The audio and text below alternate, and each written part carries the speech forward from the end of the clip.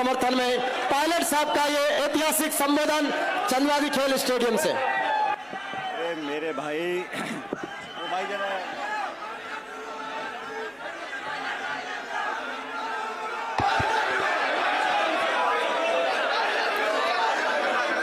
जयपुर ग्रामीण से कांग्रेस पार्टी के नौजवान उम्मीदवार अनिल चोपड़ा जी, जिला कांग्रेस कमेटी के अध्यक्ष गोपाल मीणा साहब, मंच पर उपस्थित हमारे विधायक सम्माननीय विद्याधर जी, हमारे पूर्व मंत्री शकुंतला रावत जी, हमारे शिखा मील जी, वेद सोलंकी जी, शाहपुरा से विधायक मनीष यादव जी, सभी प्रधान, पूर्व प्रधान, आमेर से पूर्व विधायक पिलानिया जी, हमारे वर्तमान विधायक प्रशांत शर्मा जी, अभिषेक चौधरी जी, सभी मंच पर नेतागण, इस सभा में मौजूद नौजवान दोस्तों, किसान भाइयों, माताओं, बहनों, प्यारे बच्चों, सबसे पहले मैं अपनी तरफ से अनिल चोपड़ा जी को बहुत बहुत बधाई देना चाहता हूं। आज उन्होंने नामांकन भरा है। आप सबके भरोसे पर इस क्षेत्र से वो लोकसभा के उम्मीदवार बने हैं और जैसा अनिल जी ने कहा, कांग्रेस पार्टी ने बहुत सोच समझकर इन पर विश्वास व्यक्त किया है। लोकसभा चुनाव के लिए बहुत से लोग दावेदारी कर रहे सकते हैं और बहुत से लोगों ने टिकट मांगा भी था। सब अच्छे और सब काबिल व्यक्ति थे, लेकिन कांग्रेस पार्टी ने एक व्यक्ति को टिकट दिया है। टिकट एक को मिलता है, लेकिन चुनाव पूरी पार्टी लड़ती है। इसलिए जैसा मंच पे सब नेताओं ने बोला, मैं भी आपको आग्रह करना चाहता हूं कि ये चुनाव महत्वपूर्ण है, सिर्फ अनिल जी को सांसद बनाने के लिए नहीं, सिर्फ कांग्रेस को जीत दिलाने के लिए नहीं, लेकिन देश में जो व्यवस्था बनी है, देश में जो हालात हैं, ये छोटा चुनाव नहीं है CRDR का, प्रधान प्रमुख का, ये देश का चुनाव है।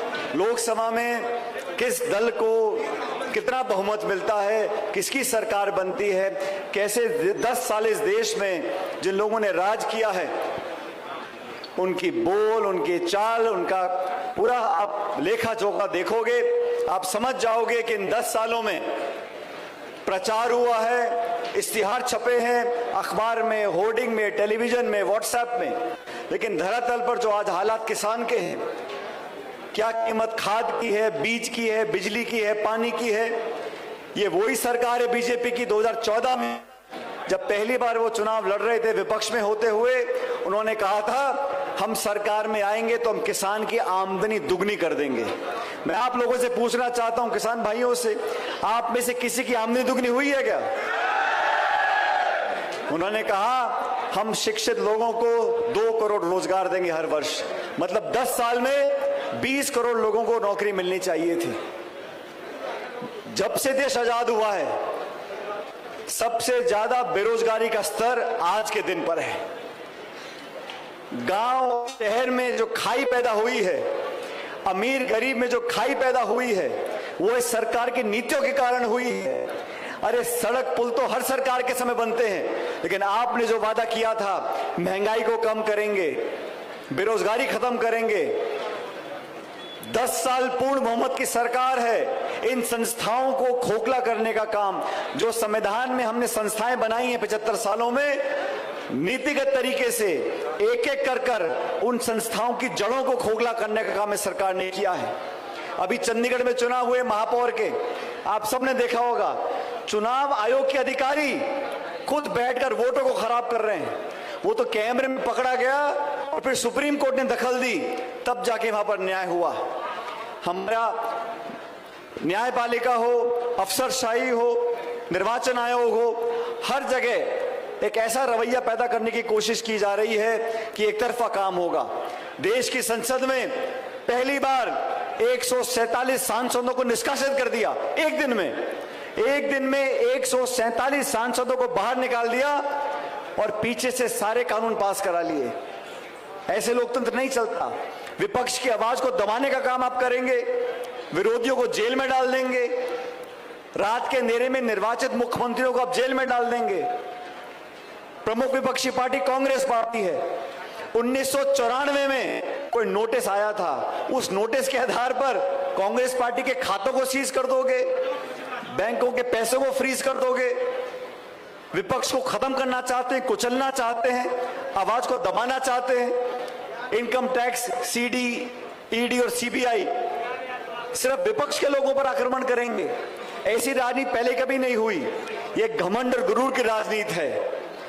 जनता जनार्दन है। चुनाव से पहले आप घोषणा कर रहे हो 200 पार, 300 पार, 400 पार, 500 पार। अरे चुनाव काय को करा रहे हो?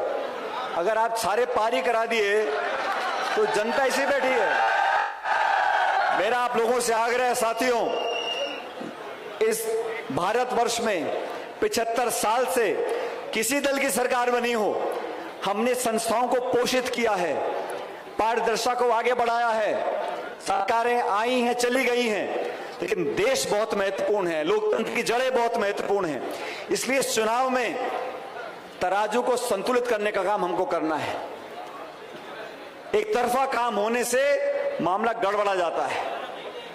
2 बार राजस्थान में चुनाव हुए, 25 की 25 सीट भाजपा ने जीती। कौन से तारे तोड़ के लिया है? जो भी सांसद बने इतने भारी बहुमत से जीत कर गए, राजस्थान को क्या मिल गया?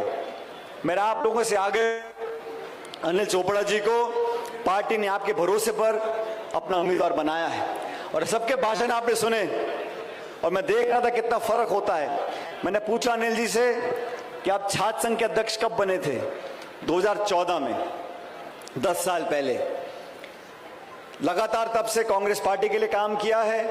पार्टी ने जिम्मेदारी दी अलग अलग राजस्थान के राज्यों में, अलग अलग जिलों में, लेकिन इस बार चुनाव में सबकी सलाह करने के बाद एक व्यक्ति को टिकट मिला है। मैं आप सबसे आग्रह करूंगा, खासकर नौजवानों से और 3600 कौम में, ये बहुत बड़ा क्षेत्र है, मानसूर से झोटवाड़ा, इतना लंबा क्षेत्र है, इतना बड़ा इलाका है, यहाँ उम्मीदवार हर गांव ढाणी में नहीं पहुंच सकता।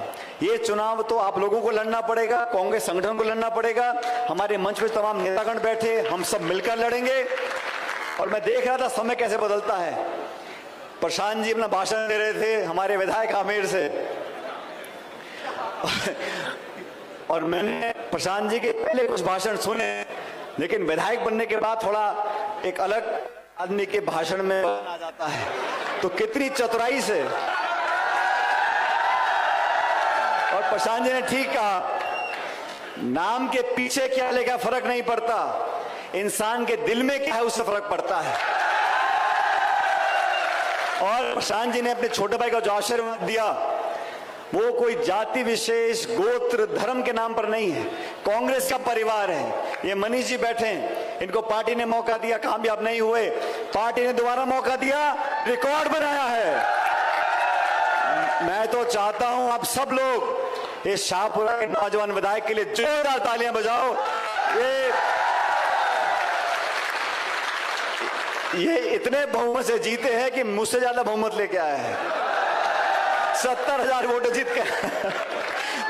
हम सब लोग जो हैं कांग्रेस पार्टी के, आप सब की सेवा करने के लिए आज यहाँ बैठे हैं। हम में से कोई चुनाव जीता होगा, कोई चुनाव हारा होगा, लेकिन ये चुनाव लोकतंत्र का चुनाव है, बड़ा चुनाव है, देश का चुनाव है। मैं आप सब से आग्रह करना चाहता हूं साथियों। और अनिल चोपड़ा का भाषण सुन रहा था मैं। अनिल भाई, पहले भाषण में इतना गला मत फाड़, अभी 3 हफ्ते बचे हैं, तो बहुत भाषण देने हैं, बहुत लोगों में जाना है, लेकिन मैं जानता हूं जो नौजवान होता है उसमें ऊर्जा होती है, काम करने की एक ऊर्जा पेट से पैदा होती है, और वो ख्वाहिश मेहनत करने की, बुजुर्गों का सम्मान करने की, सबको साथ लेकर चलने की। क्योंकि जिसको लंबी राजनीति करनी है वो कभी कच्ची बात नहीं करेगा। जिसको दोबारा जनता के बीच में जाना है 5 साल के बाद, वो बहुत संभल कर बात का बोलेगा। और मैं इतना जानता हूं कि हम सब लोग जो कांग्रेस पार्टी के आज आपके बीच में आए हैं, इनके नामांकन के समय आपको आश्वस्त करते हैं कि नौजवान जीतने के बाद 24 घंटे आपकी सेवा करेगा। हम सब बैठे हैं आपकी जमानत लेने के लिए कि आपके बीच में रहकर काम करेगा। लेकिन अभी तो चुनाव शुरू हुआ है, अभी तो चुनाव शुरू हुआ है। आज मैं आया हूं, लेकिन अभी दूसरी पार्टी के और नेता आएंगे। अभी यहां पर ये चुनाव चुनाव बड़ा चुनाव है। अभी दूसरी पार्टी के नेता भी आएंगे, लटके झटके लगेंगे, लंबे लंबे भाषण होंगे और हार ऐसे ऐसे भाषण होंगे। लेकिन आप सबसे कहना चाहता हूं, दो बार बहक गए भाषण में, इस बार बहकना मत। इस बार हाथ का निशान है, पंजे पर वोट डालनी है। और देखो, ये राजस्थान में जो चुनाव हो रहा है, देश में जो चुनाव हो रहा है, ये आने वाले 5 साल तक इस देश की दिशा दशा तय करेगा।